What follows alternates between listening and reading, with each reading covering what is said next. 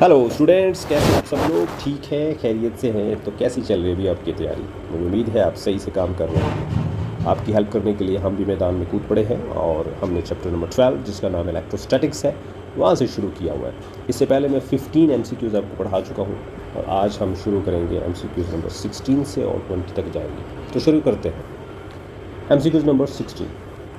Which of the following parameters does not affect the electrostatic force. ये जो ABCD 4 options दी हुए हैं, इनमें से कौन सी ऑप्शन ऐसी है जिसके साथ इलेक्ट्रोस्टैटिक फोर्स के ऊपर कोई फ़र्क नहीं पड़ता? तो इलेक्ट्रोस्टैटिक फोर्स है क्या भाई? सबसे पहले तो ये देख लेते हैं। F is equal to 1/4 pi epsilon 0 Q1 Q2 over R square. इस फार्मूले में हम देखेंगे कि कौन कौन सी चीज़ों के बदलने से इफ़ेक्ट होते हैं और किसके बदलने से कोई इफ़ेक्ट नहीं होता। ऑप्शन ए से स्टार्ट करते हैं। सेपरेशन ऑफ द चार्जिंग, यानी वो कहना चाह रहे हैं कि ये जो डिस्टेंस है, इस डिस्टेंस के साथ कोई फ़र्क नहीं पड़ता। भाई पड़ता है, ये सेपरेशन जो है इसके साथ फ़र्क पड़ता है। Number 2, medium between charges. आप देख सकते हैं यहाँ पे ऑप्शन बी में मीडियम की बात की हुई है, तो यहाँ एप्सिलॉन 0 मीडियम को रिप्रेजेंट कर रहा है। Number 3, magnitude of charges. आप देख सकते हैं यहाँ Q1 Q2 दोनों मैग्नीट्यूड्स को रिप्रेजेंट कर रहे हैं। दैट मीन्स के चार्जेस की मैग्नीट्यूड्स को बदलने से इलेक्ट्रोस्टैटिक फोर्स चेंज होती है। नंबर 4 पे आता है टेम्परेचर। टेम्परेचर का इस पूरी इक्वेशन में कोई जिक्र नहीं है, तो इसका मतलब ये हुआ कि ऑप्शन डी यानी temperature of charges he correct option है और टेम्परेचर के बदलने से इलेक्ट्रोस्टैटिक फोर्स पे कोई बदलाव नहीं आता। नेक्स्ट MCQs पे चलते हैं। MCQs number 17। 2 charged particles 2 microcoulomb and 10 microcoulomb are separated by a distance of 10 centimeter. The ratio of the electric forces between them will be। दो चार्जेस हैं, एक 2 माइक्रोकूलम है और दूसरा 10 माइक्रोकूलम है और दोनों के बीच में 10 सेंटीमीटर का फासला है। इन दोनों के बीच में जो इलेक्ट्रिक फोर्सेस हैं, यानी पहले चार्ज ने दूसरे पे जो फोर्स लगाई और दूसरे चार्ज ने पहले के ऊपर जो फोर्स लगाई, उन दोनों फोर्सेस के बीच की जो रेशियो है वो क्या होगी? भाई हम इसको बना के दिखाते हैं। एक चार्ज ये है, इसको ये पॉजिटिव है और दूसरा चार्ज ये है, ये भी पॉजिटिव है। एक 2 माइक्रोकूलम का है और एक 10 माइक्रोकूलम का है।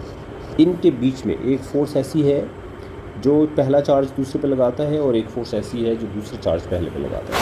मान लीजिए इसको मैं कह लेता हूँ F12 और इसको कह लेता हूँ F21। अब वो पूछ ये रहा है कि F12 रेशो F21 क्या होगी? ये रेशो हमसे पूछी हुई है। ऑप्शंस देख लेते हैं। 1:2, 1:1, 1:5, 2:1। तो कौन सी ऑप्शन आपके ख्याल में करेक्ट है? भाई ऑप्शन बी करेक्ट है। ऑप्शन बी इसलिए करेक्ट है कि एक्शन और रिएक्शन, जितनी फोर्स पहला चार्ज दूसरे पे लगाता है उतनी ही फोर्स दूसरा चार्ज पहले के ऊपर लगा रहा है। यानी अगर देखा जाए तो एक्शन और रिएक्शन के एतबार से F12 और F21 दोनों की मैग्नीट्यूड्स एक दूसरे के बराबर हैं। तो जब आप इन दोनों का रेशियो निकालेंगे, यानी F12 रेशियो F21 करेंगे, तो आंसर कितना आएगा? 1। और 1 को हम 1/1 भी लिख सकते हैं, ऐसे भी लिख सकते हैं। और अगर इसको हम रेशियो की शक्ल में लिखेंगे तो F12 ratio F21 is equal to 1:1। समझ गए? बहुत अच्छा MCQ था और इसमें बच्चे कंफ्यूज भी हो जाते हैं। नेक्स्ट आगे चलते हैं। Question number 18. 2 charged particles are separated by 2 centimeter. Which of the following pair of them will produce the greatest attractive force? अच्छा जी, 2 चार्ज पार्टिकल्स हैं हमारे पास और उन दोनों के बीच में जो फासला है वो 2 सेंटीमीटर का है। Okay, which of the following pair of them will produce the greatest attractive force. हमने बताना है कि जो 4 ऑप्शन हैं इनमें से कौन सी ऑप्शन ऐसी है जिसमें सबसे ज़्यादा अट्रैक्टिव फोर्स पैदा होगी। ठीक है, तो चलिए शुरू करते हैं। सबसे पहले तो आपको देखना होगा कि एक चार्ज है, यूँ समझ लें कि Q1 है और दूसरा Q2 है और इनके बीच का जो फासला है वो 2 सेंटीमीटर है। इसको आप Q1 कह लो, इसको आप Q2 कह लो। अब हमसे पूछ रहा है वो अट्रैक्टिव फोर्स। दोनों चार्ज पार्टिकल्स जो हैं उनके बीच में जो फोर्स है वो अट्रैक्टिव होनी चाहिए। अट्रैक्टिव के लिए एक चार्ज का पॉजिटिव होना और दूसरे चार्ज का नेगेटिव होना ज़रूरी है। पहली बात तो ये हो गई कि अच्छा भाई, एक चार्ज पॉजिटिव है तो दूसरा नेगेटिव होगा। अब ऑप्शंस को एक्सप्लोर करना शुरू करते हैं। ऑप्शन ए में देखें, ये पहला चार्ज भी पॉजिटिव है, दूसरा चार्ज भी पॉजिटिव है। इनके बीच में जो फोर्स होगी वो रिपल्सिव फोर्स होगी, फोर्स ऑफ रिपल्शन होगी। तो ऑप्शन ए तो करेक्ट नहीं है। ऑप्शन बी इसलिए करेक्ट नहीं है कि ये पहला चार्ज भी पॉजिटिव है, दूसरा चार्ज भी पॉजिटिव है, तो पॉजिटिव पॉजिटिव को रिपेल करता है, so option B is also not correct. अच्छा, ऑप्शन सी जो है उसमें एक चार्ज नेगेटिव है, दूसरा चार्ज भी नेगेटिव है और नेगेटिव नेगेटिव को रिपेल करेगा, तो ये वाली ऑप्शन भी जाती रही। अब एक ही ऑप्शन बाकी बचती है और उसमें पहला चार्ज 2 कूलम है और दूसरा -3 कूलम है, तो इन दोनों के बीच में जो फोर्स होगी वो अट्रैक्टिव फोर्स होगी, बाकी सब के बीच में रिपल्सिव फोर्स है, बस ये एक ऑप्शन बचती है जिसमें अट्रैक्टिव फोर्स है, so option D is correct. ठीक है, चलो आगे चलते हैं। ओके, क्वेश्चन नंबर 19 शुरू करते हैं। इसकी कुछ इस तरह से है, a charge of Q is divided into small q and Q minus small q and separated by a distance r, the force of repulsion between them will be maximum when. अच्छा जी, एक चार्ज है, उसका नाम है Q, उसको हमने divide किया दो हिस्सों में, एक हिस्सा है Q और दूसरा है Q माइनस Q। अब इन दोनों के बीच में जो फोर्स है वो मैक्सिमम होनी चाहिए, कब मैक्सिमम होगी ये हमसे पूछा हुआ है, और इन दोनों के बीच का जो फासला है, इन दोनों के बीच का जो फासला है वो r है।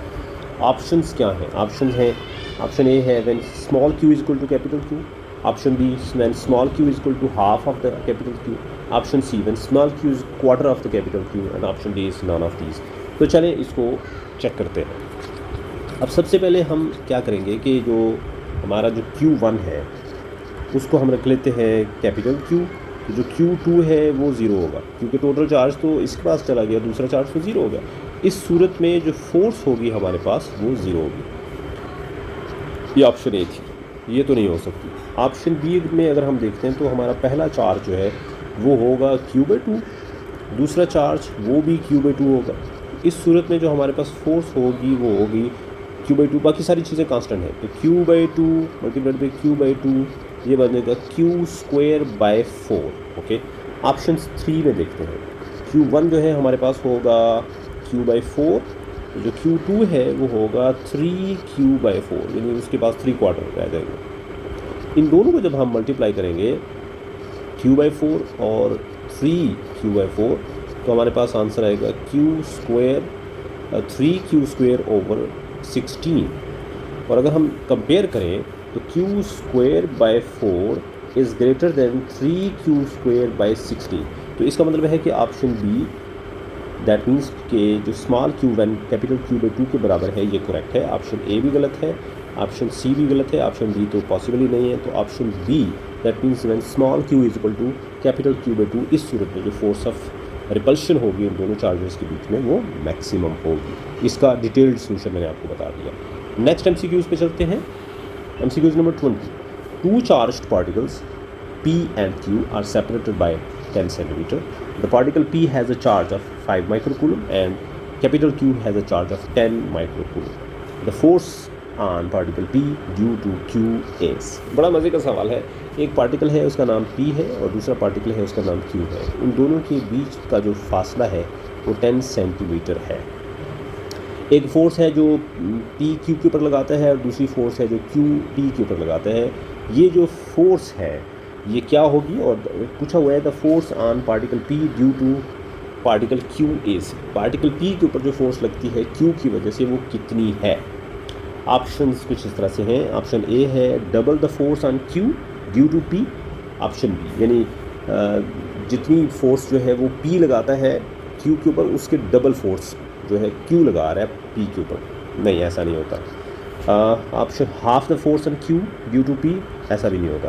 Quarter the force on Q due to P, ऐसा भी नहीं होता। Same as the force on Q due to P, yes ऐसा होता है। ऐसा क्यों होता है? क्योंकि भाई force of action and reaction are equal in magnitude but opposite in direction.